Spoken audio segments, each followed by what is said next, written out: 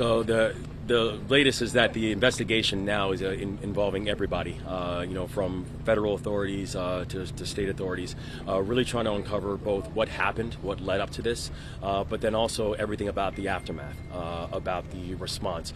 And so this is going to be a thorough investigation. It's going to be a long one, but we have to make sure that we get the answers that we're seeking in this. Governor, are those divers back in the water at this point?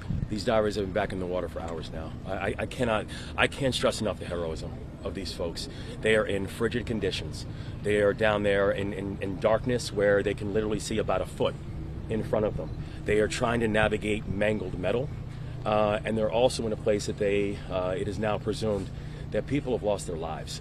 So the work of these first responders, the work of these divers, I cannot stress enough how remarkable these individuals are. But Governor, can you talk about the rebuild, specifically this port, huge economic impact for the state? It's a huge economic impact for the country.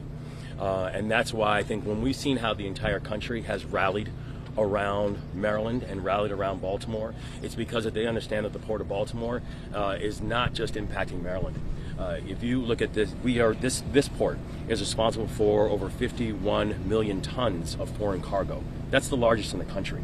That for everybody who is buying cars, for everybody who is buying farm equipment, we're the largest port in the country that does that. So this is not just impacting Maryland. This is impacting that farmer in Kentucky. It's impacting that auto dealer in Michigan.